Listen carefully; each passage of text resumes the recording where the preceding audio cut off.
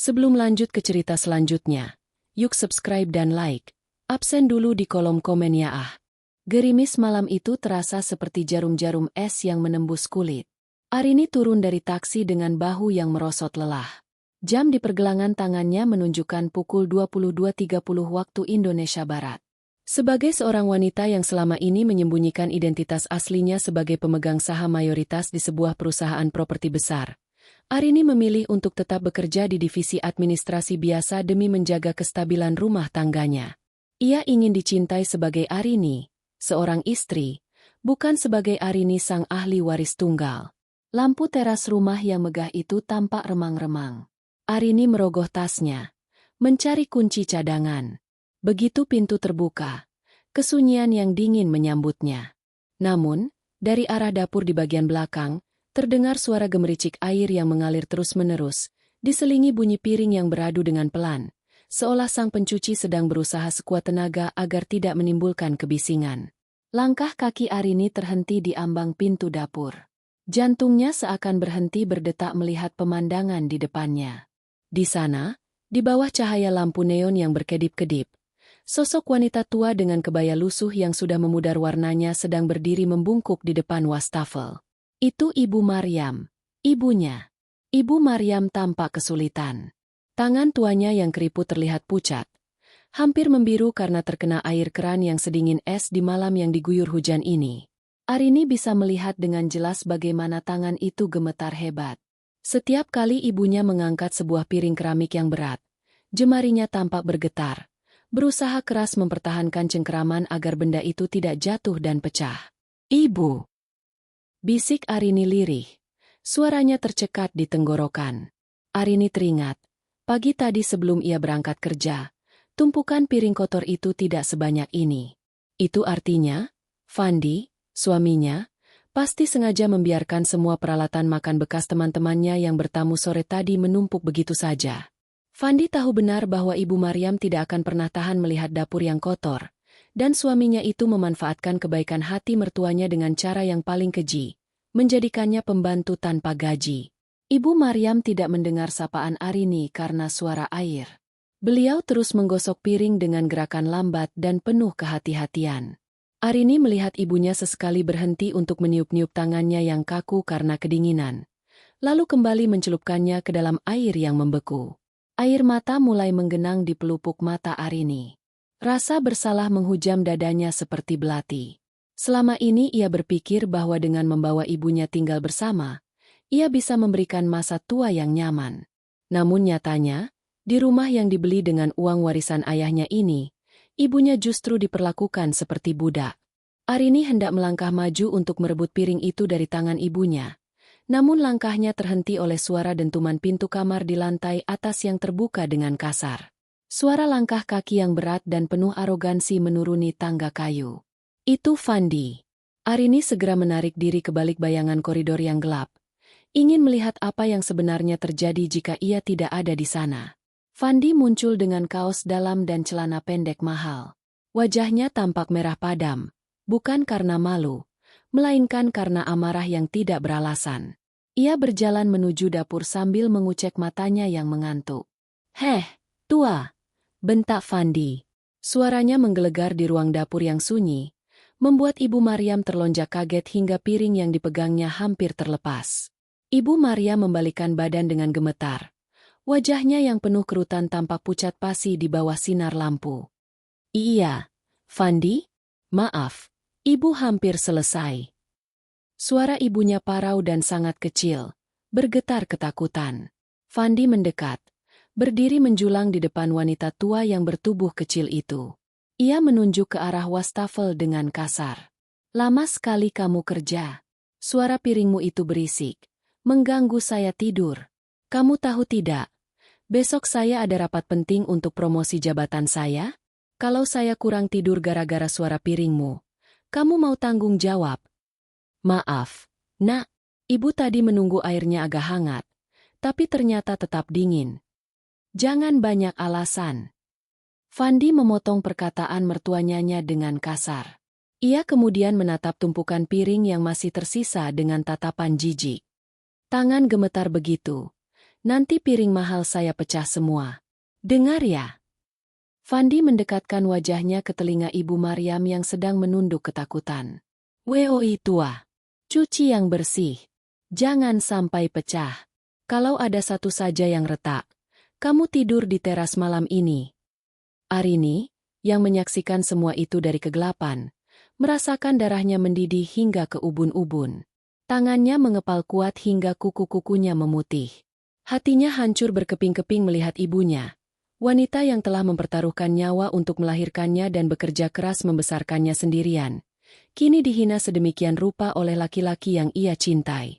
Laki-laki yang dulu datang padanya dengan wajah memelas meminta restu, kini berubah menjadi monster setelah merasa memiliki segalanya.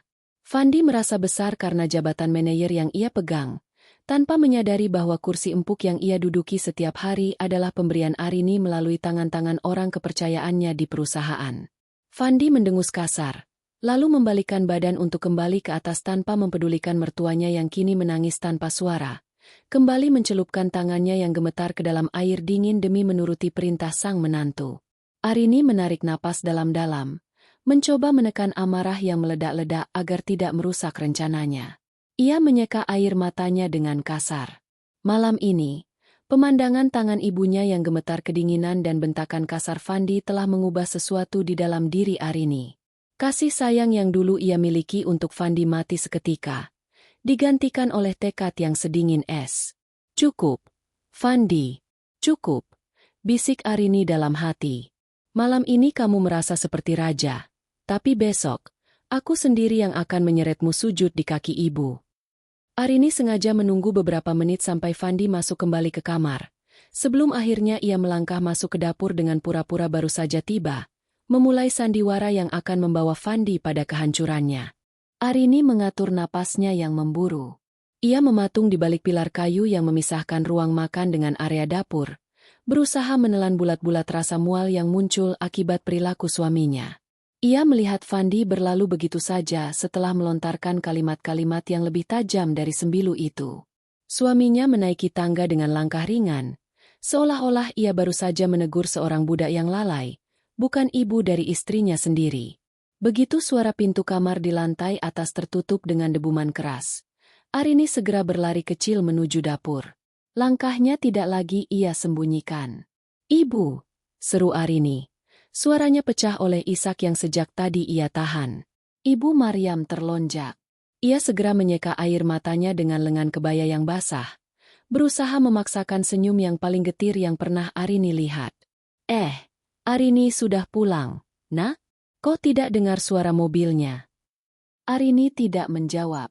Ia langsung menyambar tangan ibunya yang sedang memegang spons penuh busa. Saat jemari mereka bersentuhan, Arini tersentak. Tangan itu benar-benar sedingin es, kaku, dan pucat pasi. Permukaan kulit ibunya berkerut karena terlalu lama terendam air, dan getaran di tangan itu belum juga berhenti. "Berhenti, Bu. Sudah, berhenti." Arini merebut piring keramik itu dan meletakkannya dengan kasar ke dalam wastafel. Ia mematikan keran air yang terus mengucur deras. "Jangan, Arini, nanti Fandi marah. Dia bilang piringnya harus bersih semua malam ini. Katanya besok ada tamu penting. Ibu takut kalau tidak selesai." Ibu Maria mencoba kembali meraih piring itu dengan wajah cemas. Ketakutan yang terpancar dari mata ibunya adalah luka paling dalam bagi Arini. Bagaimana mungkin seorang wanita yang begitu berani membesarkannya di tengah kemiskinan, kini menjadi begitu kerdil dan ketakutan di depan laki-laki seperti Fandi? "Ibu, lihat aku." Arini memegang kedua bahu ibunya, memaksa wanita tua itu untuk menatap matanya. "Ibu tidak perlu takut lagi. Ini rumah Arini. Arini yang membayar cicilannya. Arini yang mengisi isinya. Fandi tidak punya hak setitik pun untuk mengatur ibu seperti ini." Ibu Maria menggeleng perlahan. Air mata kembali merembes dari sudut matanya yang keriput. "SSHH, jangan keras-keras, nak. Nanti suamimu dengar. Ibu tidak apa-apa. Benar. Namanya juga orang tua. Tangan memang suka gemetar. Ibu hanya tidak ingin kamu bertengkar karena ibu." Fandi itu sedang stres. Dia bilang tanggung jawabnya di kantor besar. Mendengar pembelaan ibunya yang tulus namun menyakitkan itu, hati Arini terasa seperti diremas. Tanggung jawab besar? Arini tahu persis apa yang dilakukan Fandi di kantor. Suaminya itu lebih banyak menghabiskan waktu untuk menjilat atasan dan memamerkan kesuksesan semu di media sosial, sementara pekerjaan teknisnya seringkali dilemparkan pada staf bawahannya. Stres bukan alasan untuk menjadi binatang, Bu, desis Arini tajam. Ia membawa ibunya duduk di kursi makan yang empuk. Kursi yang biasanya dilarang diduduki oleh Fandi jika Ibu Maryam belum berganti pakaian bersih. Arini mengambil handuk kering, membungkus tangan ibunya yang kaku, lalu menggosoknya perlahan untuk mengembalikan kehangatan. Tadi Arini dengar semuanya. Bu, Arini dengar dia membentak ibu. Arini melihat dia menghina ibu. Kata Arini dengan suara rendah namun penuh penekanan. Ibu Maryam tertunduk lesu. Dia bilang ibu hanya menumpang. Arini. Dia bilang ibu tidak tahu diri karena sudah diberi tumpangan gratis tapi masih lambat bekerja. Ibu hanya ingin membantu. Menumpang. Arini tertawa miris. Dia yang menumpang di hidup kita, Bu. Dia yang dulu datang ke rumah kontrakan kita dengan sepatu bolong, memohon agar Arini menerimanya. Dia lupa siapa yang membelikan jas pertamanya untuk wawancara kerja. Dia lupa siapa yang melobi direksi agar dia bisa naik jabatan secepat ini. Sudahlah, Nak, yang penting kalian rukun. Ibu bisa tahan. Kok? Ibu sudah tua. Tidak lama lagi mungkin ibu juga akan pergi. Ibu hanya ingin melihat kalian bahagia. Ucap Ibu Maryam dengan nada pasrah yang menghancurkan pertahanan Arini. Arini memeluk ibunya erat-erat. Di pundak ibunya yang rapuh, Arini bersumpah. Ia tidak akan membiarkan Fajar menyingsing dengan cara yang sama lagi. Selama ini ia diam karena ingin mempertahankan konsep keluarga yang utuh. Tapi jika keutuhan itu harus dibayar dengan harga diri ibunya, maka ia lebih baik menghancurkan segalanya. Ibu istirahat sekarang. Masuk ke kamar, pakai minyak kayu putih, dan tidur. Jangan keluar sampai Arini panggil. Perintah Arini dengan lembut namun tidak bisa dibantah. Setelah memastikan ibunya masuk ke kamar dan menyelimutinya, Arini kembali ke dapur. Ia menatap tumpukan piring yang tersisa. Dengan gerakan tenang namun penuh amarah, Arini menyelesaikan pekerjaan itu. Namun, setiap piring yang ia cuci, ia membayangkan itu adalah harga diri Fandi yang akan ia hancurkan satu persatu. Selesai mencuci, Arini tidak langsung tidur. Ia duduk di meja makan, membuka laptopnya, dan mengakses sistem internal perusahaan Wijaya Group, perusahaan properti raksasa di mana ia adalah pemegang saham pengendali yang selama ini bergerak di balik layar menggunakan nama asisten kepercayaannya, Pak Gunawan. Arini menatap profil Fandi di layar. Manajer pemasaran junior. Di sana tertulis catatan bahwa Fandi akan segera dipromosikan menjadi senior manajer lusa nanti atas rekomendasi, jalur khusus. Kamu ingin promosi, Fandi? Kamu ingin dipuja-puja? Gumam Arini. Jemarinya menari di atas keyboard. Ia mengirimkan sebuah pesan singkat melalui saluran terenkripsi kepada Pak Gunawan. Batalkan semua rencana promosi untuk Fandi Pratama. Siapkan audit mendalam untuk pengeluaran divisinya selama 6 bulan terakhir. Dan satu lagi, siapkan acara makan malam di rumah saya besok malam. Undang semua direksi. Aku akan melepas topengku. Arini menutup laptopnya dengan suara klik yang tegas. Ia menatap ke arah tangga menuju kamar lantai atas di mana Fandi mungkin sedang bermimpi tentang kekuasaan dan kekayaan yang sebenarnya bukan miliknya. Nikmati malam terakhirmu sebagai tuan di rumah ini, Fandi. Bisik Arini dalam kegelapan dapur. Besok, air yang dingin ini akan terasa jauh lebih membeku saat mengalir di wajahmu. Arini berjalan menuju kamarnya, bukan untuk tidur seranjang dengan laki-laki itu, melainkan untuk mengambil bantal dan selimut. Ia memilih tidur di sofa ruang tengah, tepat di depan pintu kamar ibunya, menjaga wanita yang paling ia cintai dari monster yang ia ciptakan sendiri dengan kebaikannya selama ini. Cahaya matahari pagi menyusup melalui celah gorden ruang tengah, mengenai wajah Arini yang terjaga dengan perasaan kaku. Tidur di sofa tidak pernah senyaman ranjang empuk di kamar utama, namun bagi Arini, berada di depan pintu kamar ibunya memberikan rasa tenang yang jauh lebih besar. Ia terbangun sebelum alarm berbunyi, dengan kepala yang jernih dan rencana yang sudah mengakar kuat di benaknya. Arini segera bangkit dan menuju dapur. Ia mendapati Ibu Maryam sudah bangun lebih awal, sedang berusaha menyapu lantai dengan gerakan yang sangat pelan, seolah takut gesekan sapu dengan lantai akan membangunkan singa yang sedang tidur di lantai atas. "Ibu, sudah Arini bilang istirahat saja," bisik Arini sambil mengambil alih sapu dari tangan ibunya. "Ibu tidak bisa tidur, Nak. Badan ibu pegal kalau hanya diam," jawab Ibu Maryam dengan suara lemah. Mata ibunya masih tampak sembab, dan Arini bisa melihat ibunya sesekali menyembunyikan tangannya di balik saku daster. Tangan yang masih terlihat bengkak akibat kedinginan semalam. Arini menuntun ibunya duduk. "Pagi ini ibu tidak perlu masak. Arini sudah pesan makanan lewat aplikasi. Ibu masuk kamar lagi, kunci pintunya, dan jangan keluar sampai Fandi berangkat kerja." Arini tidak mau ibu kena bentak lagi. Ibu Maryam tampak ragu, namun melihat tatapan Arini yang penuh determinasi, ia akhirnya mengangguk patuh. Saat pintu kamar ibunya tertutup, Arini merasakan dadanya sesak. Kamar itu dulunya adalah ruang kerja yang luas, namun kini menjadi satu-satunya tempat perlindungan bagi ibunya di dalam rumah mereka sendiri. Tepat pukul 7.30, suara langkah kaki berat terdengar dari tangga. Fandi turun dengan setelan jas abu-abu yang disetrika licin, setelan yang dibelikan Arini bulan lalu sebagai hadiah ulang tahun. Wajahnya tampak segar, kontras sekali dengan wajah lelah Arini dan wajah pucat Ibu Maryam. "Mana sarapan? Dan kenapa kopi saya belum ada di meja?" Fandi bertanya tanpa menyapa. Langsung duduk di kursi kebesarannya di ujung meja makan. Ia sibuk memeriksa ponselnya. Sesekali tersenyum melihat pantulan dirinya di layar. Arini berjalan tenang menuju meja, meletakkan secangkir kopi hitam yang mengepul. "Ibu sedang tidak enak badan, Fandi. Dia tidak bisa masak pagi ini." Fandi mendengus. Matanya tidak beralih dari ponsel. Tidak enak badan atau malas? Baru juga disuruh mencuci piring segitu saja sudah manja. Orang tua zaman sekarang memang cepat sekali cari alasan. Kalau dia tidak masak, lalu saya makan apa? Kamu tahu kan saya ada presentasi penting hari ini. Arini menarik kursi dan duduk di hadapan Fandi, sesuatu yang jarang ia lakukan di pagi hari karena biasanya ia sibuk melayani keperluan suaminya. "Kamu bisa beli makan di kantor, Fandi.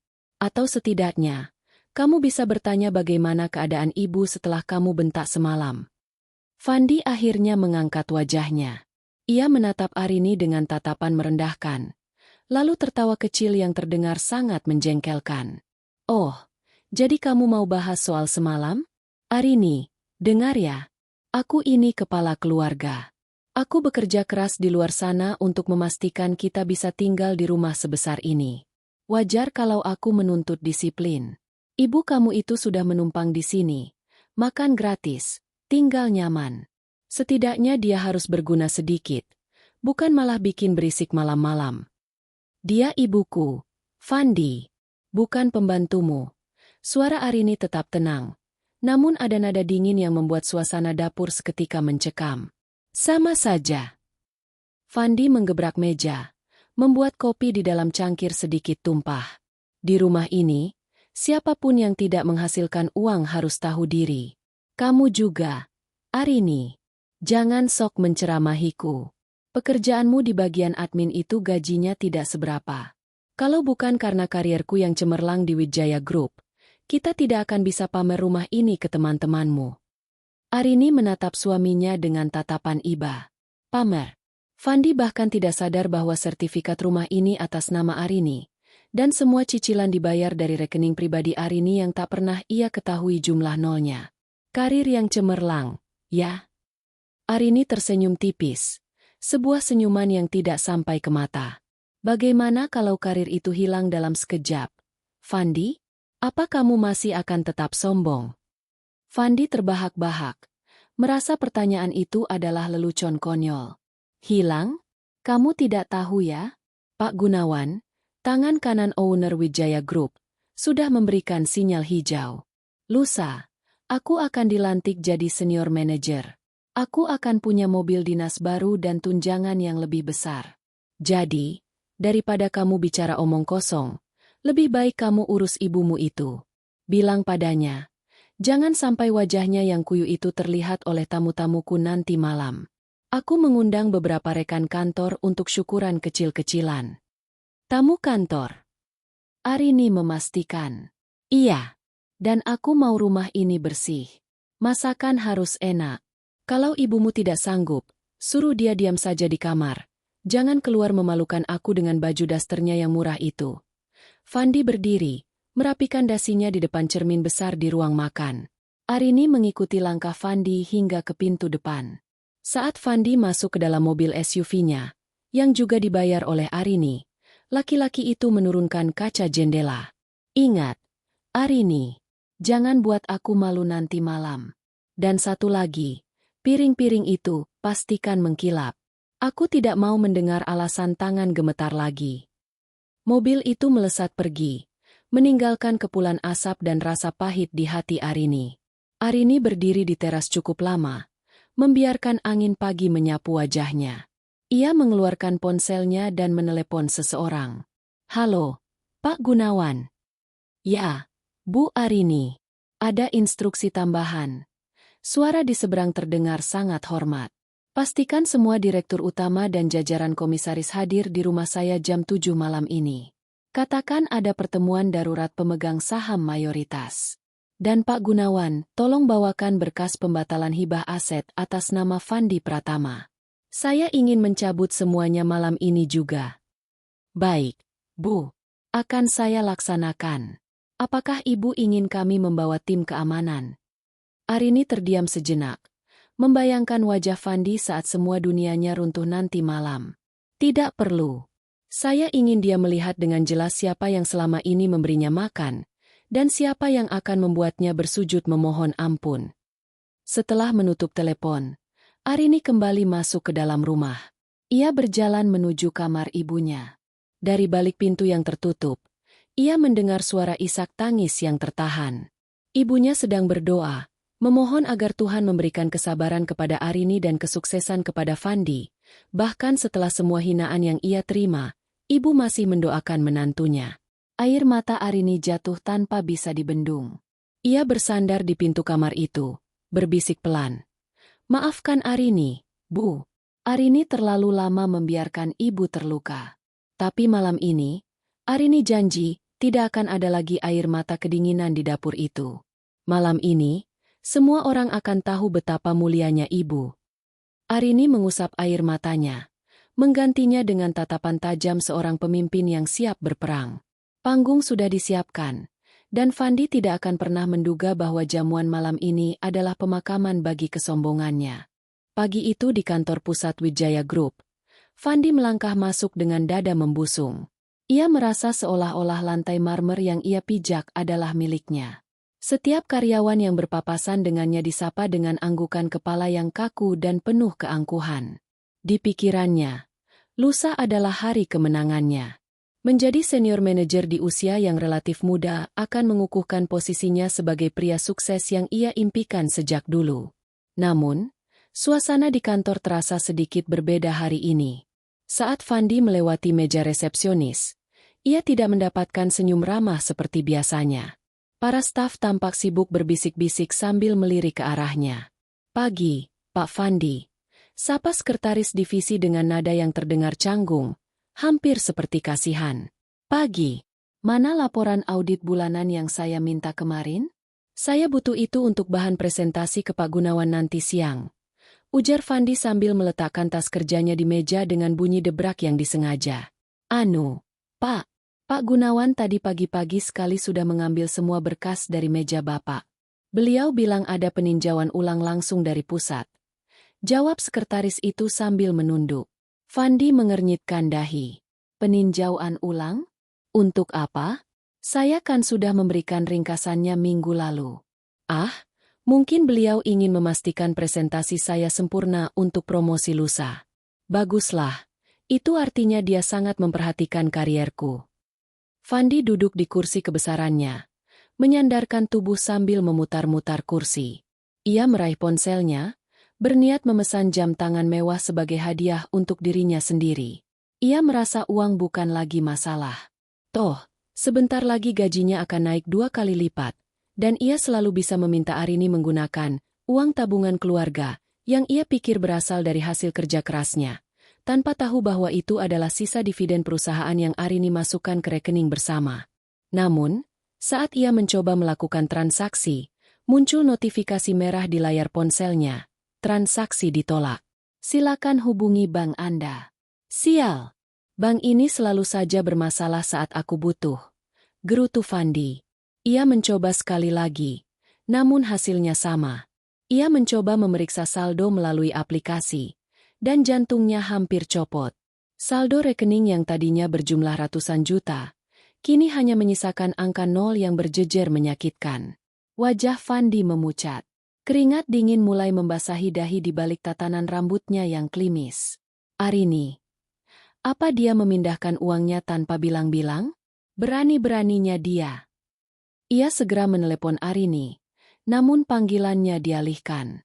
Fandi mencoba berulang kali, namun Arini tidak mengangkatnya. Amarah mulai membakar dadanya. Ia merasa harga dirinya sebagai kepala keluarga diinjak-injak karena istrinya berani mengutak-atik keuangan tanpa izin. Sementara itu, di sebuah butik kelas atas di pusat kota, Arini sedang berdiri di depan cermin besar. Ia tidak lagi mengenakan seragam admin yang membosankan. Ia mengenakan gaun bludru hitam yang elegan dengan potongan yang tegas, menunjukkan wibawa seorang pemimpin. Pak Gunawan berdiri di belakangnya dengan sikap hormat yang dalam. Semua sudah siap, Bu Arini. Rekening bersama Bapak Fandi sudah saya bekukan sesuai instruksi. Semua fasilitas kantor atas namanya juga sudah dalam proses penarikan. Lapor Pak Gunawan dengan tenang. Arini menatap pantulan dirinya. Matanya yang biasanya lembut kini tampak setajam elang. Bagaimana dengan para tamu malam ini? Para direksi sangat terkejut saat tahu bahwa pemilik sebenarnya akan menampakkan diri malam ini. Mereka semua mengonfirmasi kehadiran. Tidak ada yang berani melewatkan momen ini, tambah Pak Gunawan.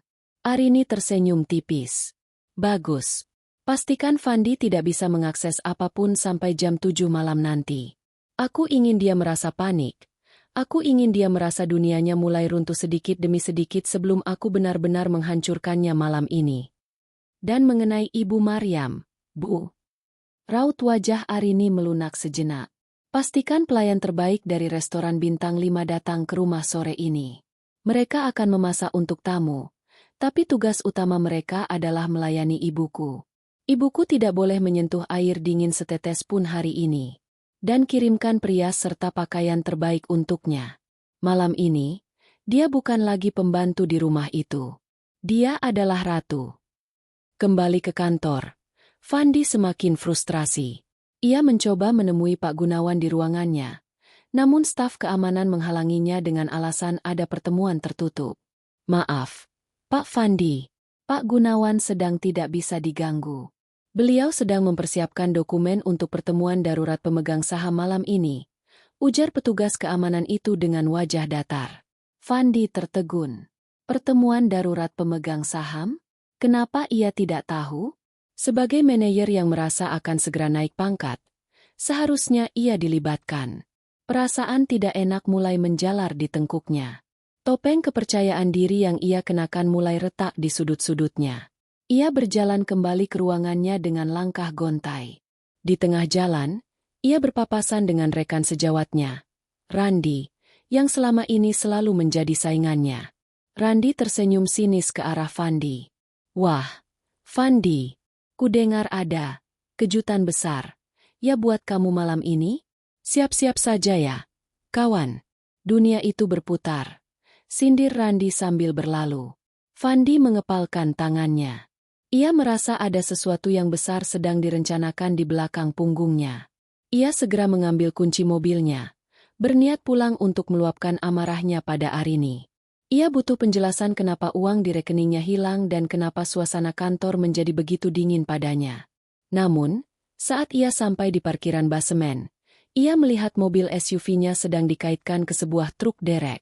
Hei, apa yang kalian lakukan dengan mobil saya? teriak Fandi histeris. Maaf, Pak. Ini instruksi dari divisi aset perusahaan. Mobil ini ditarik kembali karena status kepemilikannya sedang ditinjau ulang. Jawab salah satu petugas tanpa menoleh. Fandi berdiri mematung di tengah parkiran yang gelap itu. Nafasnya memburu. Ia merasa seperti dikeroyok oleh keadaan yang tidak ia pahami. Satu-satunya tempat yang ia pikir aman hanyalah rumahnya. Ia harus pulang. Ia akan memaksa Arini menjelaskan semuanya. Dan ia akan memastikan Ibu Maryam bekerja lebih keras malam ini untuk melayani tamu-tamunya agar harga dirinya kembali terangkat. Fandi tidak sadar bahwa setiap langkahnya pulang adalah langkah menuju lubang yang telah ia gali sendiri dengan kesombongannya. Di rumah itu, bukan hanya hidangan lezat yang menantinya, melainkan sebuah penghakiman yang akan membuatnya merangkak di lantai yang dulu ia banggakan. Fandi tiba di depan rumah dengan taksi online. Sebuah penghinaan besar baginya yang biasanya turun dari SUV mewah. Amarahnya sudah sampai ke ubun-ubun. Di sepanjang perjalanan, ia sudah menyusun deretan kalimat kasar yang akan ia tumpahkan kepada Arini. Ia merasa dikhianati, dipermalukan di kantor, dan sekarang ia harus pulang dengan cara yang sangat tidak terhormat. Namun, begitu ia turun dari taksi, langkahnya terhenti. Halaman rumahnya yang biasanya sepi kini tampak sibuk.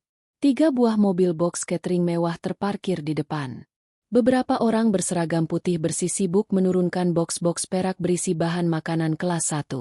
Di teras, seorang pria dengan setelan jas hitam yang tampak seperti manajer acara sedang memberikan instruksi dengan nada tegas. Apa-apaan ini? Gumam Fandi.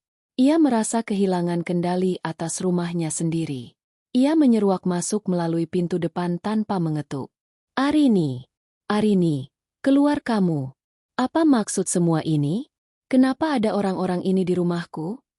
Teriaknya hingga suaranya menggema di ruang tamu yang luas. Arini muncul dari arah ruang tengah. Namun, bukan Arini yang biasanya menyambutnya dengan celemek dan senyum sabar. Arini berdiri tegak, mengenakan gaun bludru hitam yang membalut tubuhnya dengan anggun.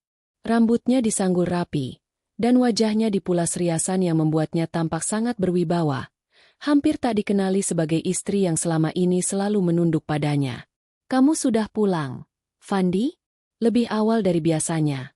Ucap Arini dengan suara yang begitu tenang, kontras dengan emosi Fandi yang meledak-ledak. Jangan banyak bicara. Jelaskan padaku, kenapa rekeningku kosong? Kenapa mobilku ditarik kantor? Dan kenapa rumah ini jadi seperti pasar? Fandi melangkah maju, hendak mencengkeram lengan Arini. Namun 2 orang pria berbadan tegap yang sejak tadi tidak ia sadari keberadaannya di sudut ruangan, segera menghadang langkahnya. Jangan berani menyentuh Ibu Arini, Pak Fandi, ucap salah satu pria itu dengan suara berat yang mengancam. Fandi terhuyung mundur. Matanya membelalak. Siapa kalian? Arini. Siapa orang-orang ini? Kenapa mereka berani mengancam aku di rumahku sendiri? Rumahmu. Arini berjalan mendekat. Setiap langkahnya terdengar tegas di atas lantai marmer. Fandi, aku sarankan kamu naik ke atas, mandi, dan pakai jas terbaikmu. Tamu-tamu penting akan segera datang. Jangan buat dirimu lebih malu lagi dengan berteriak seperti orang kehilangan akal. Tamu penting? Tentu saja tamu penting. Aku yang mengundang mereka. Tapi kenapa kamu yang mengatur semuanya seolah kamu bosnya? Dan di mana tua bangka itu? Kenapa dia tidak membantu menyiapkan makanan? Kenapa malah orang luar yang masak? Fandi menunjuk ke arah dapur dengan jarinya yang gemetar karena emosi. Ibu sedang bersiap. Fandi. Dia tidak akan menyentuh dapur malam ini. Dia adalah tamu kehormatan. Jawab Arini dingin. Fandi tertawa sinis. Tawa yang terdengar hampir gila. Tamu kehormatan? Ibu kamu? Arini, kamu sudah gila ya? Dia itu beban. Dia itu hanya menumpang. Harusnya dia yang melayani tamu-tamuku nanti, bukan malah bersantai. Arini tidak terpancing. Ia hanya menatap Fandi dengan tatapan iba, seolah sedang melihat serangga kecil yang sedang meronta sebelum diinjak. 1 jam lagi, Fandi. 1 jam lagi kamu akan tahu siapa yang sebenarnya menumpang di sini. Sekarang, Naik ke atas dan bersihkan dirimu.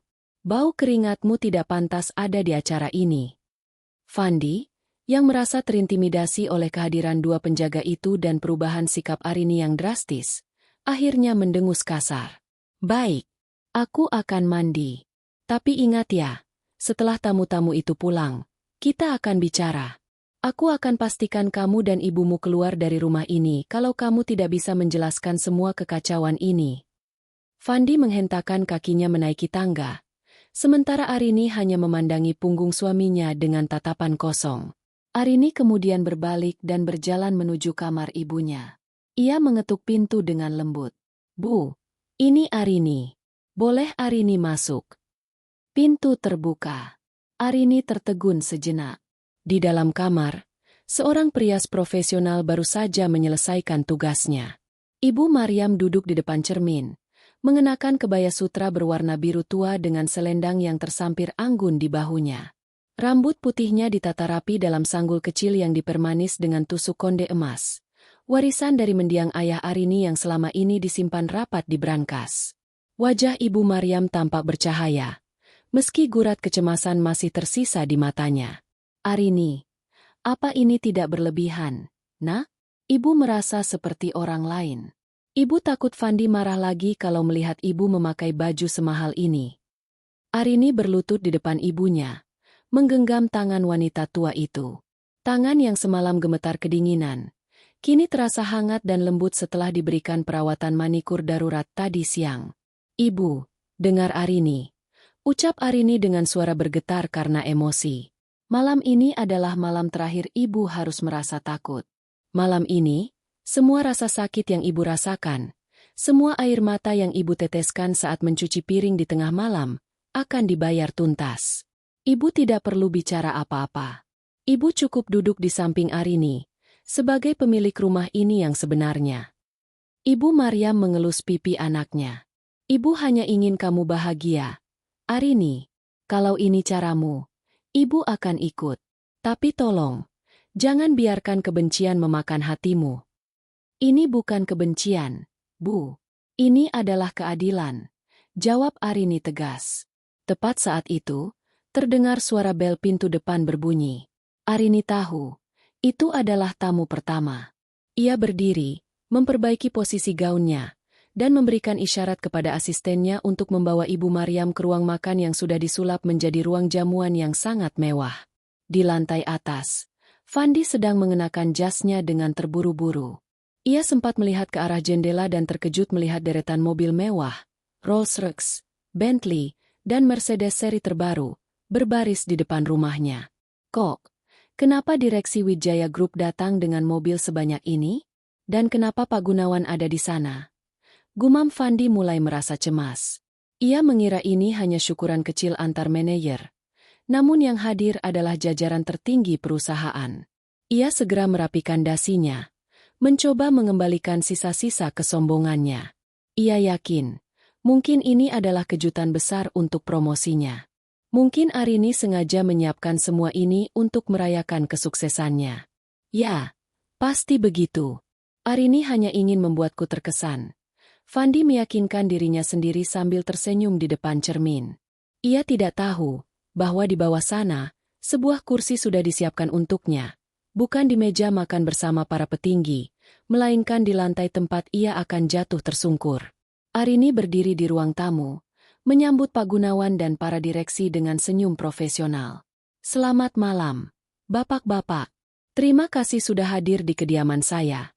Sapa Arini. Suatu kehormatan, Bu Arini, jawab Pak Gunawan sambil membungkuk hormat, yang diikuti oleh semua direksi lainnya. Fandi yang baru saja turun dari tangga, membeku di anak tangga terakhir melihat pemandangan itu. Pimpinan tertinggi perusahaan, orang-orang yang biasanya hanya bisa ia lihat dari jauh di rapat besar, kini membungkuk hormat kepada istrinya. Fandi berdiri mematung di anak tangga terakhir. Pemandangan di ruang tamunya terasa seperti sebuah halusinasi yang tidak masuk akal. Pak Gunawan, direktur operasional yang paling disegani di Wijaya Group, sosok yang biasanya hanya memberikan perintah lewat asistennya, kini berdiri dengan sikap membungkuk hormat di depan Arini. Bukan hanya dia, ada Pak Hartono, sang komisaris utama, dan jajaran direksi lainnya yang selama ini dianggap Fandi sebagai dewa dalam karirnya. "Selamat malam, Bu Arini." Suara Pak Hartono terdengar berat namun penuh rasa hormat. "Terima kasih telah mengundang kami ke kediaman Anda. Kami sangat menghargai keputusan Anda untuk akhirnya menampakkan diri di hadapan jajaran eksekutif." Arini tersenyum. Sebuah senyuman yang tampak sangat berkelas namun mengandung ketajaman. "Sama-sama, Pak Hartono. Saya rasa sudah saatnya kita membicarakan masa depan perusahaan secara lebih personal. Silakan masuk. Jamuan makan malam sudah siap di ruang utama."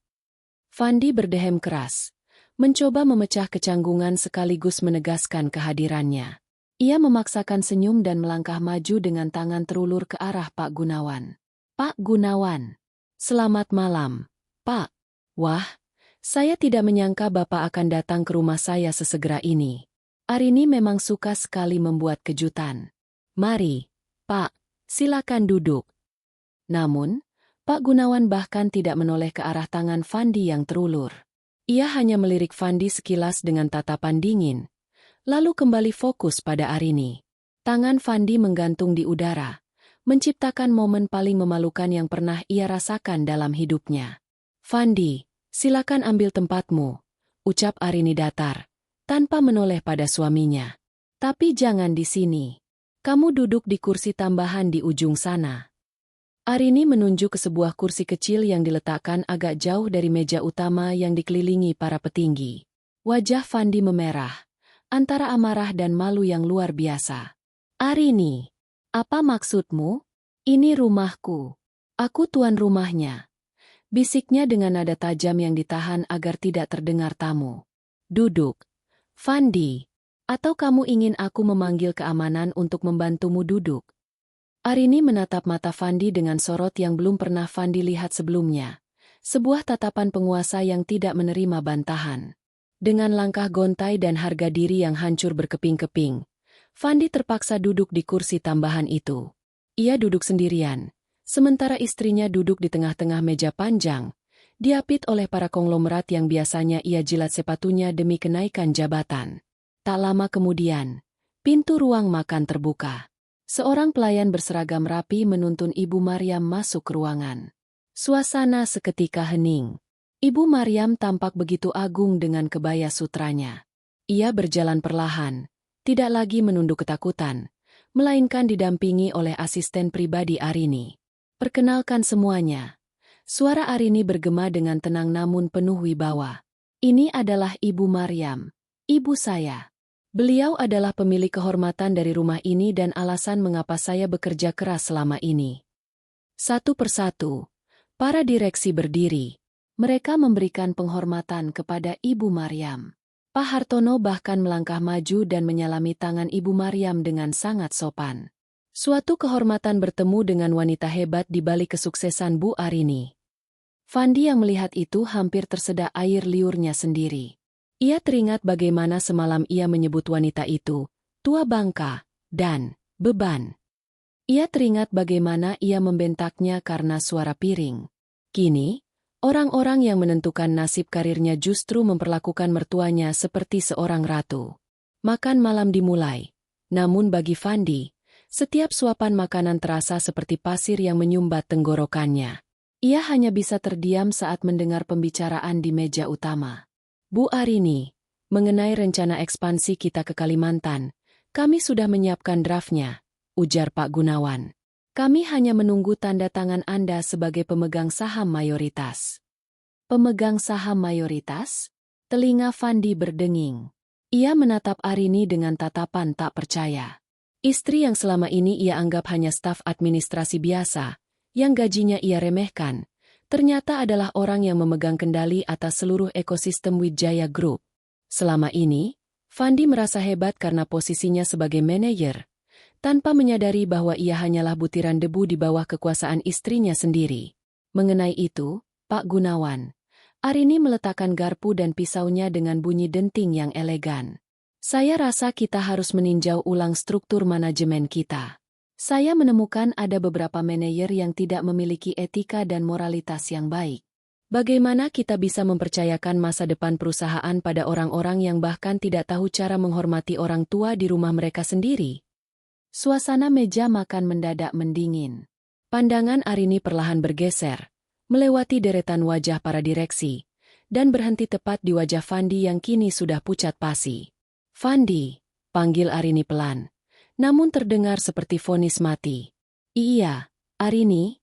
Suara Fandi bergetar. "Kamu tadi bilang di kantor sedang ada audit, bukan? Dan kamu sangat menantikan promosi jabatanmu lusa nanti." Fandi tidak bisa menjawab. Lidahnya terasa kaku. "Pak Gunawan, tolong bacakan hasil temuan awal dari audit divisi pemasaran junior yang dipimpin oleh saudara Fandi," perintah Arini. Pak Gunawan membuka sebuah map kulit berwarna hitam. Berdasarkan audit sementara, ditemukan adanya penggelembungan dana promosi selama 6 bulan terakhir yang mengalir ke rekening pribadi. Selain itu, kami menemukan laporan bahwa saudara Fandi sering menggunakan fasilitas kantor untuk kepentingan pribadi yang tidak ada hubungannya dengan bisnis. Atas dasar ini, rencana promosi dibatalkan, dan kami sedang mempertimbangkan langkah hukum. Tidak, itu tidak benar. Saya bisa jelaskan, Pak. Fandi berdiri dengan panik. Kursi yang didudukinya terjatuh ke belakang. "Diam, Fandi," bentak Pak Hartono, membuat Fandi seketika terbungkam. "Kamu tidak sedang berada di kantormu. Kamu sedang berada di hadapan pemilik perusahaan ini." Arini berdiri dari kursinya. Ia berjalan perlahan mengitari meja makan menuju tempat Fandi berdiri. Setiap langkah sepatunya yang beradu dengan lantai marmer terdengar seperti lonceng kematian bagi Fandi. "Malam ini belum berakhir, Fandi," bisik Arini tepat di depan wajah suaminya yang kini berkeringat dingin. "Kamu pikir aku tidak tahu apa yang kamu lakukan pada ibuku setiap kali aku tidak ada di rumah? Kamu pikir aku tidak mendengar bentakanmu semalam? Woi tua, cuci yang bersih. Jangan sampai pecah. Bukankah itu katamu?" Arini memberi isyarat kepada pelayan. Tak lama kemudian, sebuah baskom perak berisi air dan sebuah handuk diletakkan di lantai, tepat di bawah kaki Ibu Maryam. "Tamu-tamu sekalian, maafkan saya jika acara makan malam ini sedikit terganggu oleh urusan keluarga," ucap Arini kepada para direksi. "Tapi di keluarga saya, ada hutang yang harus dibayar saat itu juga." Arini kembali menatap Fandi dengan tatapan yang menghancurkan. "Sekarang, Fandi, tunjukkan pada semua atasanmu, bagaimana seorang manajer hebat sepertimu memperlakukan orang tua yang sudah kamu hina semalam. Berlutut. Dan cuci kaki ibuku sekarang juga."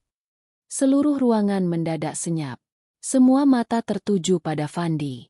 Panggung telah disiapkan, dan Fandi kini berdiri di tepi jurang kehancurannya sendiri. Fandi masih berdiri mematung. Wajahnya yang semula pucat kini berubah menjadi merah padam karena perpaduan antara rasa malu yang luar biasa dan ego yang masih mencoba memberontak. Di sekelilingnya, jajaran direksi Wijaya Group, orang-orang yang selama ini ia puja dan ia takuti, menatapnya dengan tatapan yang lebih menghina daripada jika mereka melihat tumpukan sampah. "Arini, kamu jangan keterlaluan." Suara Fandi bergetar, mencoba mempertahankan sisa sia wibawanya yang sudah runtuh. "Kamu tidak bisa memperlakukanku seperti ini di depan tamu-tamuku. Aku ini suamimu, kepala rumah tangga ini." Arini tertawa. Sebuah tawa dingin yang membuat bulu kuduk siapapun yang mendengarnya berdiri. Ia melangkah satu langkah lebih dekat, masuk ke dalam ruang pribadi Fandi hingga suaminya itu terpaksa mundur. "Suami, kepala rumah tangga." Arini mengulang kata-kata itu dengan nada mengejek. "Fandi, seorang kepala rumah tangga adalah pelindung, bukan penindas. Seorang laki-laki diukur dari caranya memperlakukan mereka yang tidak bisa memberinya apa-apa, bukan dari caranya menjilat mereka yang punya kuasa." Arini kemudian berbalik ke arah tamu-tamunya. "Bapak-bapak sekalian, mungkin Anda mengenal Fandi Pratama sebagai manajer muda yang ambisius. Namun, biarkan saya menunjukkan siapa dia sebenarnya di balik pintu rumah ini." Arini mengeluarkan ponselnya dan menekan sebuah tombol. Seketika, layar televisi besar di ruang makan yang biasanya digunakan untuk presentasi bisnis menyala. Di sana, sebuah rekaman CCTV yang sangat jernih diputar.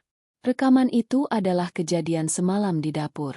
Seluruh ruangan menyaksikan dalam diam bagaimana Fandi membentak Ibu Maryam, bagaimana ia menunjuk-nunjuk wajah wanita tua itu dengan kasar, dan bagaimana Ibu Maryam gemetar ketakutan di depan wastafel. Suara Fandi yang berteriak, "WOI tua, cuci yang bersih, jangan sampai pecah," menggema melalui pengeras suara di seluruh ruangan. Pak Hartono, sang komisaris utama, tampak menggebrak meja dengan geram. Biadab, benar-benar tidak punya tata krama. Fandi merasa kakinya lemas. Ia tidak tahu Arini memasang kamera tersembunyi di dapur. Semua bukti itu kini terpampang nyata, menghancurkan citra pria santun yang selama ini ia bangun di kantor. "Arini itu, aku hanya sedang emosi aku." Fandi terbata-bata, mencoba mencari pembelaan yang mustahil. "Selama ini aku diam, Fandi," potong Arini dengan suara rendah yang menggelegar. "Aku diam saat kamu menggunakan uangku untuk membeli kemewahan yang tidak bisa kamu beli dengan gajimu sendiri. Aku diam saat kamu merasa hebat dan meremehkan pekerjaanku sebagai admin. Tapi ketika kamu menyentuh kehormatan ibuku, ketika kamu membuatnya menggigil kedinginan sementara kamu tidur nyenyak di atas kasur yang aku beli, saat itulah kamu sudah mati di mataku." Arini melirik Pak Gunawan. "Pak Gunawan, tolong jelaskan status aset yang selama ini dinikmati oleh saudara Fandi." Pak Gunawan berdiri dengan formal. "Rumah ini, mobil SUV yang Anda gunakan, seluruh saldo di rekening bersama, hingga jas yang Anda pakai saat ini, semuanya terdaftar sebagai aset di bawah kendali holdings milik Ibu Arini. Berdasarkan surat yang baru saja ditandatangani, seluruh hak guna aset tersebut dicabut detik ini juga. Anda secara hukum tidak lagi memiliki hak atas satupun benda di dalam properti ini." Dunia Fandi seolah runtuh. Ia menatap ke sekeliling, berharap ada satu orang saja yang membelanya. Namun ia hanya menemukan wajah-wajah dingin. Bahkan rekan-rekan kantor yang biasanya sering ia ajak bersenang-senang, kini memalingkan muka seolah tidak mengenalnya. "Jadi, selama ini kamu..." Fandi menatap Arini dengan mata terbelalak. "Kamu adalah pemilik Wijaya Group." "Aku adalah Arini Wijaya, putri tunggal mendiang pemilik pendiri perusahaan ini," jawab Arini dengan penuh penekanan pada nama belakangnya. "Aku menyamar untuk mencari seseorang yang tulus mencintaiku tanpa embel-embel harta. Tapi yang kutemukan justru parasit yang tidak tahu diri." Arini kemudian menunjuk kembali ke arah baskom air di bawah kaki Ibu Maryam. "Sekarang, pilihannya ada di tanganmu, Fandi. Kamu bisa pergi dari rumah ini sekarang juga dengan pakaian yang menempel di badanmu, masuk ke penjara karena kasus penggelapan dana kantor yang sudah dilaporkan Pak Gunawan, dan hidup dalam kehinaan." Arini menjeda ucapannya sejenak, memberikan waktu agar kengerian itu meresap ke dalam benak Fandi. "Atau, kamu sujud di kaki ibuku. Cuci kakinya dengan tanganmu sendiri di depan semua orang ini sebagai tanda tobatmu. Jika ibu memaafkanmu, mungkin aku akan mempertimbangkan untuk tidak menyeretmu ke jalur hukum hari ini juga." Fandi menoleh ke arah Ibu Maryam. Ibunya hanya duduk diam, matanya masih berkaca-kaca, namun ada ketegasan di sana. Ibunya tidak melarang Arini, karena sang ibu tahu bahwa ini adalah satu-satunya cara agar menantunya itu sadar akan kesalahannya. Logika Fandi berperang hebat. Kesombongannya menolak untuk berlutut. Namun ketakutannya akan penjara dan kemiskinan jauh lebih besar. Jika ia masuk penjara, karir dan hidupnya berakhir. Jika ia berlutut, ia kehilangan harga diri. Tapi setidaknya ia punya kesempatan untuk memohon belas kasihan. "Fandi." Suara Pak Hartono menyentak lamunannya. "Seorang laki-laki harus berani mempertanggungjawabkan perbuatannya. Jika saya jadi Anda, saya akan memohon ampun sebelum Ibu Arini berubah pikiran." Dengan kaki yang bergetar hebat, lebih hebat dari tangan Ibu Maryam saat mencuci piring semalam, Fandi perlahan-lahan menurunkan tubuhnya. Ia jatuh berlutut di atas lantai marmer yang dingin. Di hadapan para direksi, di hadapan istrinya yang kini menjadi bosnya, dan di hadapan wanita tua yang ia hina, Fandi merangkak mendekat ke arah baskom perak itu. Tangannya yang biasa ia gunakan untuk menunjuk-nunjuk dengan kasar, kini menyentuh air di dalam baskom. Ia meraih kaki Ibu Maryam yang keriput. Saat kulitnya bersentuhan dengan kaki mertuanya, Fandi merasakan gelombang rasa malu yang begitu hebat hingga ia tidak bisa menahan isak tangisnya. "Maaf. Maafkan saya, Ibu." Suara Fandi pecah. Ia menangis terseduh-seduh sambil membasuh kaki Ibu Maryam. Arini berdiri di sana, menatap suaminya yang sedang bersujud tanpa rasa iba sedikit pun. Baginya, air mata Fandi saat ini tidak sebanding dengan satu tetes air mata ibunya yang jatuh di wastafel semalam. Namun, ini barulah permulaan dari kejatuhan Fandi yang sebenarnya. Suasana di ruang makan mewah itu terasa begitu menyesakan. Hanya terdengar suara isak tangis Fandi yang terseduh-seduh di bawah kaki Ibu Maryam. Para direksi Wijaya Group tetap berdiri mematung, menyaksikan pemandangan yang seolah menjadi sebuah ritual pembersihan dosa. Fandi, pria yang pagi tadi masih merasa sebagai penguasa dunia, kini tak lebih dari seorang pesakitan yang meratap di lantai. Tangan Fandi yang biasanya memegang pulpen mahal untuk menandatangani dokumen, atau menunjuk-nunjuk wajah orang, kini sibuk membasuh telapak kaki Ibu Maryam yang dingin. Air di dalam baskom perak itu sedikit beriak. Terkena tetesan air mata Fandi yang jatuh bercampur dengan rasa malu yang teramat dalam. "Ibu, maafkan Fandi." Fandi hilaf. "Bu, Fandi sudah buta karena kesombongan," ucap Fandi di sela tangisnya.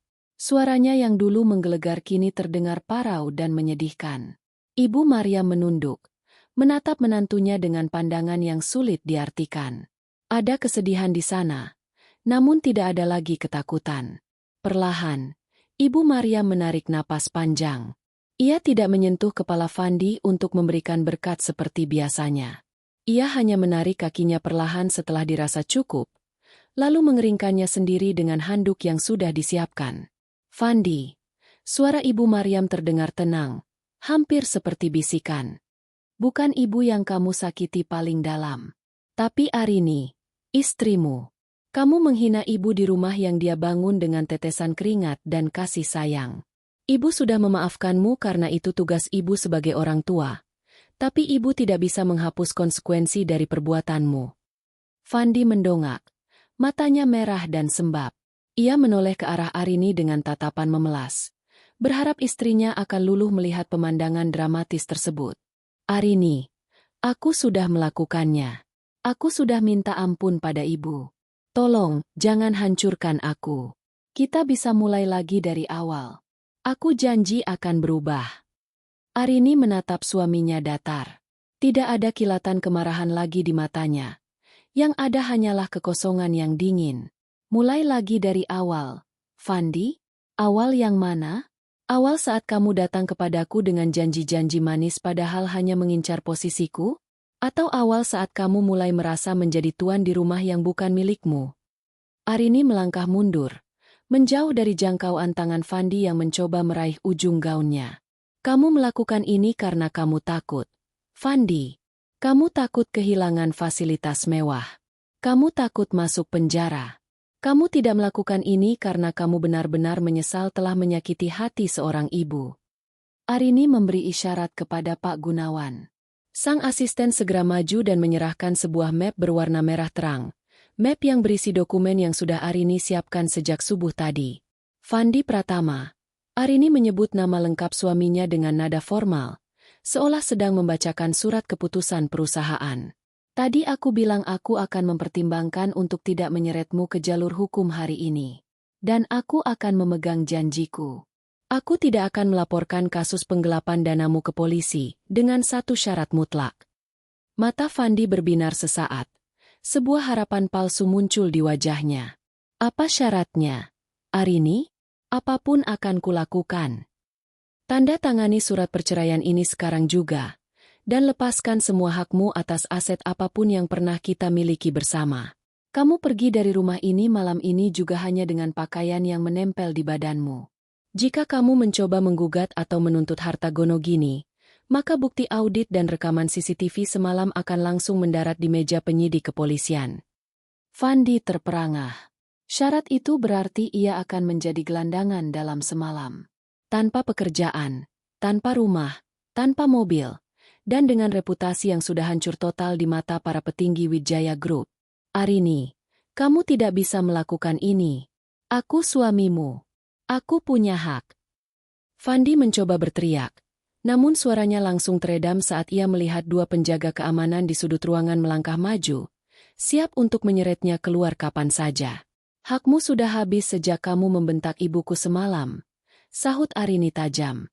Sekarang pilih, Fandi, kebebasan dalam kemiskinan, atau penjara dengan semua fasilitas yang kamu curi dari perusahaanku. Fandi menatap meja makan. Pak Hartono dan para direktur lainnya menatapnya seolah ia adalah hama yang harus segera dibasmi. Tidak ada jalan keluar. Dengan tangan gemetar, kali ini benar-benar gemetar karena rasa putus asa, Fandi meraih pulpen yang disodorkan Pak Gunawan. Satu persatu lembar dokumen ia tanda tangani. Setiap goresan tinta itu terasa seperti paku yang memaku peti mati karir dan hidup mewahnya. Setelah lembar terakhir selesai, Arini menarik map itu kembali dengan gerakan cepat. Pak Gunawan, tolong antarkan mantan suami saya ini ke gerbang depan. Pastikan dia tidak membawa satupun barang yang dibeli dengan uang perusahaan atau uang pribadi saya. Termasuk jam tangan Rolex itu. Fandi, lepaskan sekarang. Fandi tertegun. Tangannya refleks memegang jam tangan di pergelangan kirinya. Jam itu adalah simbol statusnya. Namun, melihat tatapan Arini, ia akhirnya melepasnya dengan berat hati dan meletakkannya di atas meja. Sekarang, keluar dari rumahku, perintah Arini dingin. Fandi berjalan gontai, dikawal oleh dua pria berbadan tegap. Saat melewati Ibu Maryam, ia sempat berhenti sejenak, namun ia tidak berani menatap wajah wanita tua itu. Ia keluar dari rumah megah itu menuju kegelapan malam, tanpa alas kaki yang layak karena sepatunya pun adalah bagian dari fasilitas yang ditarik. Begitu pintu depan tertutup dengan suara dentuman yang mantap, suasana di dalam rumah perlahan mencair. Arini berbalik menghadap para tamu direksinya. Bapak-bapak, saya mohon maaf atas drama keluarga ini. Mari kita lanjutkan makan malam kita. Ada banyak hal penting mengenai masa depan Wijaya Group yang harus kita bahas tanpa gangguan parasit lagi. Para direksi bertepuk tangan pelan. Sebuah tanda penghormatan atas ketegasan sang pemimpin baru mereka. Arini kembali duduk di samping ibunya, menggenggam tangan Ibu Maryam di bawah meja. Tangan ibunya sudah tidak lagi gemetar kedinginan. Malam itu, tuan palsu telah jatuh, dan sang pemilik asli telah mengambil kembali tahtanya. Namun bagi Arini, kemenangan terbesarnya bukanlah kembalinya harta atau kekuasaan, melainkan kembalinya harga diri ibunya yang sempat rinjak. Malam semakin larut, namun suasana di kediaman Arini justru terasa semakin tenang dan berwibawa. Setelah drama pengusiran Fandi berakhir, jamuan makan malam berlanjut dengan diskusi bisnis yang produktif. Arini menunjukkan kecerdasan dan ketajaman visinya yang selama ini ia sembunyikan di balik seragam administrasi. Para direksi takjub melihat bagaimana ia menguasai data, menganalisis pasar, dan memberikan solusi bagi masalah perusahaan yang selama ini terhambat oleh birokrasi yang korup, termasuk di divisi yang dipimpin Fandi. Namun, di tengah hiruk-pikuk pembicaraan mengenai saham dan ekspansi, fokus utama Arini tetap pada satu titik, Ibu Maryam. Setiap kali pelayan menyajikan hidangan baru, Arini memastikan bahwa suhu makanan itu tepat dan ibunya merasa nyaman.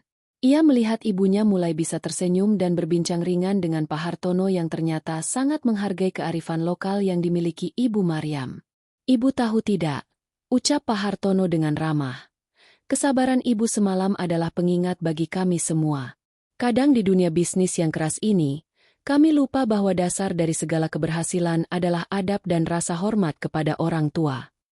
Ibu Maryam tersenyum tipis. Rona merah di pipinya menunjukkan bahwa ia mulai merasa dihargai. Saya hanya orang tua biasa, Pak. Saya hanya ingin melihat anak saya bahagia. Sekitar pukul 11 malam, para tamu akhirnya berpamitan. Pak Gunawan menjadi orang terakhir yang meninggalkan ruangan. Sebelum pergi, ia menyerahkan sebuah laporan singkat kepada Arini. Bu Arini, mengenai saudara Fandi, dia sempat berontak di gerbang depan. Namun tim keamanan sudah memastikan dia meninggalkan kawasan perumahan ini. Dia mencoba menghubungi beberapa teman kantornya. Namun sejauh ini tidak ada yang mengangkat teleponnya. Kabar mengenai apa yang terjadi di sini sudah menyebar cepat di grup internal kantor. Arini mengangguk. Biarkan saja. Dia harus merasakan bagaimana rasanya menjadi orang yang tidak dianggap. Pastikan besok pagi pengumuman resmi mengenai pemecatannya ditempel di mading kantor dan dikirim ke seluruh email karyawan. Jangan beri dia celah untuk memutarbalikkan fakta. Baik, Bu. Selamat istirahat. Pak Gunawan membungkuk hormat lalu pergi. Kini, rumah besar itu kembali sunyi. Namun kesunyiannya terasa hangat, bukan mencekam seperti malam-malam sebelumnya. Arini menuntun ibunya menuju ruang tengah. Ia memanggil asisten rumah tangga baru yang sudah ia kontrak secara profesional untuk menggantikan semua beban pekerjaan rumah tangga. Ibu, mulai malam ini, Ibu tidak akan pernah menyentuh cucian piring lagi. Ibu tidak akan pernah menyentuh air dingin di tengah malam lagi, ucap Arini sambil memeluk bahu ibunya. Mereka duduk di sofa beludru yang nyaman. Arini mengambil sebuah kotak kayu kecil dari lemari pajangan. Di dalamnya terdapat sebuah buku tabungan dan beberapa dokumen kepemilikan aset. Ini apa, Nak? Tanya Ibu Maryam bingung. Ini adalah hutang rasa Arini kepada ibu. Selama ini Arini membiarkan ibu menderita karena ego Arini yang ingin menguji Fandi. Arini minta maaf. Bu, seharusnya Arini bertindak lebih cepat. Arini membuka buku tabungan itu. Semua aset ini, termasuk sebuah villa di puncak dan rekening khusus atas nama ibu, sudah siap digunakan. Ibu bisa melakukan apapun yang ibu mau. Mau bangun panti asuhan? Mau renovasi masjid di kampung? Semua ada di sini. Ibu Maria meneteskan air mata. Namun kali ini air mata kebahagiaan. Arini, ibu tidak butuh semua harta ini. Melihatmu tegak berdiri dan tidak lagi ditindas. Itu sudah cukup bagi ibu. Tapi ibu berhak mendapatkannya. Ibu sudah membayar masa muda ibu dengan kerja keras untuk Arini. Dan ibu sudah membayar masa tua ibu dengan kesabaran menghadapi laki-laki tidak tahu diri itu. Sekarang, biarkan Arini yang membayar semuanya. Malam itu, Arini tidur di samping ibunya. Ia ingin memastikan bahwa jika ibunya terbangun di tengah malam, yang ia rasakan bukan kedinginan, melainkan kehangatan pelukan anaknya. Keesokan paginya, pemandangan berbeda terlihat di sebuah taman kota yang tak jauh dari kompleks perumahan mewah tersebut. Fandi terbangun di atas kursi kayu yang keras. Jas mahalnya kini tampak kusut dan kotor karena ia harus tidur di tempat terbuka. Perutnya keroncongan hebat, namun ia tidak punya sepeser pun uang. Ponselnya yang masih ia pegang terus berdering, namun bukan dari teman yang menawarkan bantuan, melainkan dari pihak penagih hutang kartu kredit yang selama ini ia gunakan untuk gaya hidup mewahnya. Ia mencoba berjalan menuju kantor, berharap masih ada sisa-sisa belas kasihan. Namun, begitu sampai di lobi Wijaya Group, ia langsung dicegat oleh satpam. Maaf, Pak Fandi. Anda dilarang masuk ke area gedung ini berdasarkan perintah Ibu Direktur Utama. Ucap satpam itu dengan nada tegas. Satpam yang dulu selalu membungkuk hormat padanya. Saya hanya ingin mengambil barang-barang saya, teriak Fandi frustrasi. Barang-barang Anda sudah dikirim ke alamat rumah orang tua Anda di kampung melalui jasa ekspedisi. Silakan pergi dari sini sebelum kami melakukan tindakan tegas. Fandi melihat ke arah mading besar di lobi. Di sana, fotonya terpampang dengan keterangan, dipecat secara tidak hormat karena pelanggaran etika dan penyalahgunaan wewenang. Karyawan-karyawan yang dulu memujinya kini berjalan melewati dirinya sambil berbisik-bisik dan tertawa sinis. Fandi jatuh terduduk di trotoar depan kantor. Ia melihat bayangan dirinya di kaca gedung yang megah itu. Bayangan seorang pria yang kehilangan segalanya dalam satu malam karena kesombongan. Ia teringat kata-kata Arini semalam tentang hutang yang harus dibayar. Kini, ia mulai membayar hutangnya kepada takdir. Sementara itu, di dalam mobil mewah yang melaju tenang menuju bandara, Arini sedang menggenggam tangan ibunya. Mereka akan pergi berlibur sejenak, meninggalkan semua kenangan pahit di rumah itu. Siap untuk petualangan baru, Bu? Tanya Arini sambil tersenyum. Ibu Maria mengangguk mantap. Siap, Nak. Kali ini, Ibu ingin melihat dunia tanpa harus takut ada piring yang pecah. Arini tertawa kecil, sebuah tawa yang tulus dan penuh kemenangan. Ia tahu, perjalanan ini baru dimulai, Dan ia akan memastikan setiap langkah ibunya ke depan adalah langkah yang penuh dengan kemuliaan. Sinar matahari pagi di Bali terasa begitu berbeda dengan hawa dingin yang menusuk di dapur rumah itu beberapa malam yang lalu. Di teras sebuah villa pribadi yang menghadap langsung ke hamparan laut biru, Arini duduk menyesap teh hangatnya. Suara ombak yang berkejar-kejaran menjadi musik latar yang menenangkan jiwa. Tidak ada lagi ketegangan, tidak ada lagi rasa was-was, dan yang paling penting, tidak ada lagi bayang-bayang lelaki angkuh yang menghancurkan kedamaian rumah mereka. Dari arah dalam villa, Ibu Maryam keluar mengenakan pakaian santai berbahan katun lembut yang tampak sangat nyaman. Wajahnya yang semula kuyu dan pucat kini mulai memancarkan rona kehidupan. Ia berjalan menuju kursi di samping Arini tanpa sedikit pun getaran di kakinya. "Ibu sudah bangun? Tidurnya nyenyak?" tanya Arini sambil berdiri untuk membantu ibunya duduk. Ibu Maryam tersenyum, sebuah senyuman yang benar-benar sampai ke matanya. "Nyenyak sekali, Nak. Mungkin karena udara di sini bersih. Atau mungkin karena hati ibu benar-benar sudah lapang." Ibu merasa seperti baru saja melepaskan beban yang sangat berat. Arini menggenggam tangan ibunya. Ia teringat kembali pada malam itu, malam penghakiman. Baginya, melihat ibunya bisa tersenyum lepas seperti ini adalah dividen terbesar yang pernah ia terima seumur hidupnya. Jauh lebih berharga daripada kenaikan saham Wijaya Group di Bursa Efek. "Bu," ucap Arini pelan. Arini sudah memutuskan. Rumah yang lama akan Arini jual. Terlalu banyak kenangan buruk di sana. Kita akan tinggal di apartemen baru di pusat kota yang lebih dekat dengan kantor Arini. Atau jika ibu mau, kita bisa tinggal di sini lebih lama. Ibu Maryam menatap laut lepas. "Semua terserah kamu, Arini. Ibu hanya ingin dimanapun kita berada. Kita tidak perlu lagi menyembunyikan siapa kita." Kejujuran itu ternyata melegakan, ya? Arini mengangguk. Ia belajar satu hal penting. Melindungi orang yang dicintai tidak berarti harus menyembunyikan kekuatan kita. Terkadang, kekuatan itu perlu ditunjukkan agar orang-orang yang berniat jahat tahu bahwa ada batas yang tidak boleh mereka langgar. Sementara itu, ribuan kilometer dari ketenangan Bali, di sudut sebuah terminal bus yang kumuh di ibu kota, Fandi duduk termenung. Penampilannya sudah tidak lagi menyerupai seorang manajer. Kemeja mahalnya kini lusuh dan berbau peluh. Ia baru saja diusir dari kontrakan murah karena tidak bisa membayar uang muka, dan semua teman-temannya telah memblokir nomor teleponnya. Ia mengeluarkan selembar uang terakhir dari sakunya, hanya cukup untuk membeli sebotol air mineral dan sepotong roti kecil. Saat ia berjalan menuju warung, ia melihat sebuah layar televisi besar di sudut terminal yang sedang menayangkan berita bisnis.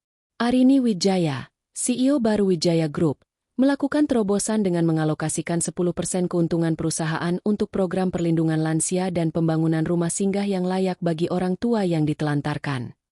Fandi terpaku melihat wajah Arini di layar itu. Istrinya tampak sangat cantik dan berwibawa. Di samping Arini, tampak Ibu Maryam yang sedang memotong pita peresmian sebuah gedung panti jompo mewah. Mereka tampak sangat bahagia, sangat jauh dari jangkauannya. Air mata penyesalan jatuh di pipi Fandi yang kotor. Ia teringat kata-kata terakhir Arini. "Kamu melakukan ini karena kamu takut, bukan karena menyesal." Dan kini, di tengah kemiskinan dan kesendirian, Fandi baru benar-benar merasakan penyesalan itu. Bukan karena kehilangan hartanya, tapi karena ia menyadari telah membuang dua wanita paling tulus dalam hidupnya demi sebuah kesombongan kosong. Ia mencoba menelepon nomor Arini satu terakhir kalinya. Namun suara operator dingin menjawab bahwa nomor tersebut sudah tidak aktif. Fandi terduduk di trotoar, membiarkan orang-orang yang lalu lalang menabrak bahunya tanpa meminta maaf. Ia kini adalah orang asing di dunia yang dulu ia pikir bisa ia kuasai. Kembali ke Bali, Arini menerima telepon dari Pak Gunawan. "Bu Arini, laporan mengenai penjualan aset atas nama mantan suami Anda sudah selesai. Semua hasilnya telah dialihkan ke yayasan sosial milik Ibu Maryam sesuai instruksi," lapor Pak Gunawan. "Terima kasih, Pak Gunawan. Oh ya, satu lagi. Jika dia mencari saya atau ibu ke kantor, jangan gunakan kekerasan. Cukup katakan padanya bahwa hukuman terbaik baginya adalah melihat kami bahagia dari kejauhan." "Baik, Bu." Sangat dimengerti. Arini menutup teleponnya dan kembali fokus pada ibunya. Hari ini mereka berencana mengunjungi sebuah desa pengrajin tenun. Arini ingin ibunya menyibukkan diri dengan hal-hal yang ia sukai, tanpa ada paksaan, tanpa ada bentakan. Saat matahari mulai naik lebih tinggi, Arini melihat ibunya sedang asyik memotret bunga Kamboja yang jatuh di pinggir kolam menggunakan ponsel barunya. Pemandangan itu membuat hati Arini hangat. Ia menyadari bahwa membalas dendam dengan amarah hanyalah kepuasan sesaat. Namun membalas dendam dengan memberikan kehidupan yang lebih mulia bagi mereka yang disakiti adalah kemenangan yang abadi. Ayo, Bu. Mobilnya sudah siap. Ajak Arini. Ibu Maryam berjalan menghampiri Arini, memeluk lengan anaknya dengan erat. Arini, terima kasih ya. Terima kasih sudah menjadi anak yang berbakti. Bakti Arini belum seberapa dibanding doa-doa ibu di tengah malam saat mencuci piring dulu. Bu. Sekarang, fajar sudah menyingsing. Tidak akan ada lagi malam yang dingin untuk ibu. Mereka berdua berjalan menuju mobil yang sudah menunggu. Fajar baru benar-benar telah tiba untuk Ibu Maryam. Di bawah langit yang cerah, kisah tentang tangan yang gemetar kedinginan telah berakhir, digantikan dengan tangan yang kini hangat, digenggam oleh kasih sayang yang tak akan pernah luntur oleh waktu. Arini menatap ke depan dengan penuh keyakinan. Ia telah menghancurkan sebuah penindasan, memulihkan sebuah kehormatan, dan yang paling utama, ia telah memastikan bahwa di rumahnya, cinta akan selalu menjadi tuan rumah yang sebenarnya. Bukan harta, bukan jabatan, apalagi kesombongan. Tamat. Pesan moral. Martabat seseorang tidak ditentukan oleh jabatan atau hartanya, melainkan dari cara ia memperlakukan orang tua. Kesombongan mungkin bisa membangun istana dalam sekejap, namun bakti dan kasih sayanglah yang akan menjaganya agar tidak runtuh.